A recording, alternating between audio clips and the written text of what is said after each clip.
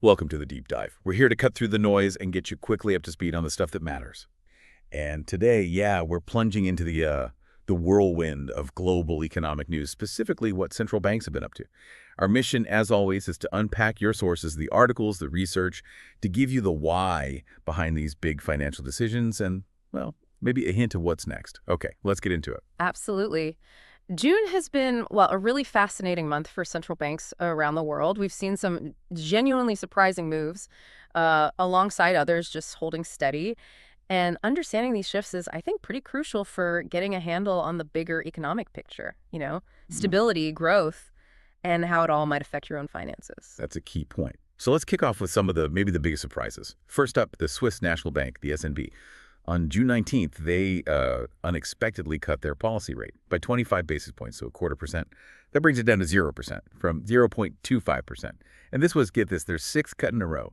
Seems like it's mainly driven by deflation worries and the strong Swiss franc.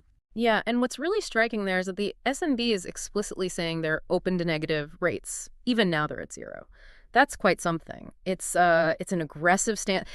It signals they see some real fragility potentially in the global economy, Yeah. not just about their own inflation, because deflation, falling prices, it can really stall an economy. People put off buying things, and a strong franc makes exports tougher too. Right, a double hit.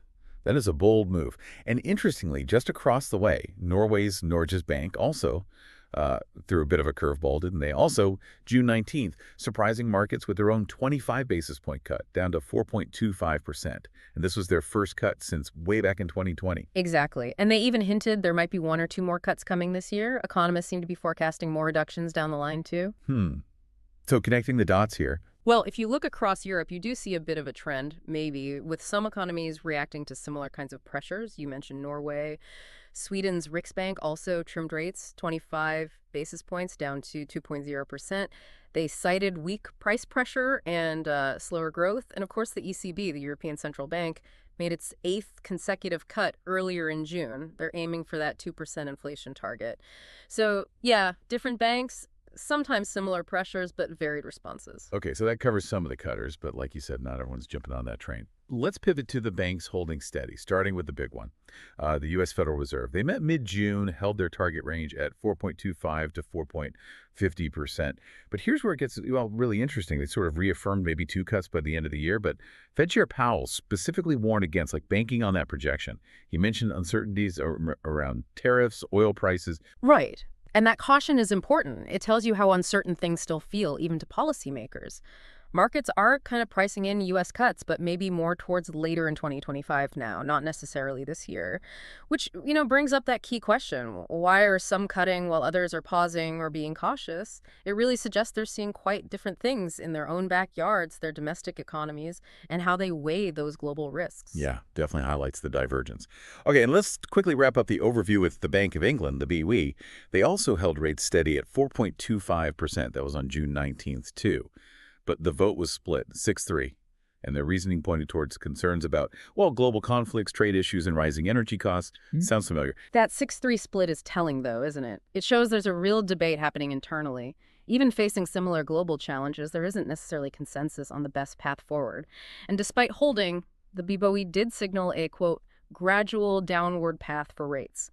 Market watchers are now leaning a bit more towards an August rate cut, maybe around a 59% chance.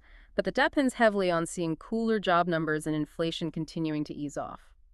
So pulling this all together, what does it mean for you listening? It seems like we're looking at a really global, but also really fragmented picture. Central banks everywhere are trying to navigate these diverse economic signals, plus all the geopolitical uncertainty swirling around, and is leading to this kind of patchwork of different policy decisions. Exactly. The big takeaway, I think, is this divergence. Local factors, specific risks, they seem to be really driving decisions right now, maybe more than some unified global trend. It creates this complex situation that kind of challenges the old ways of thinking about finance. So maybe the thing to think about is how might these different paths, some cutting hard over deflation fears, others holding tight because of inflation or geopolitical worries, how might that reshape the global economy and your own financial world in the coming months? Which approach feels more sustainable for the long haul?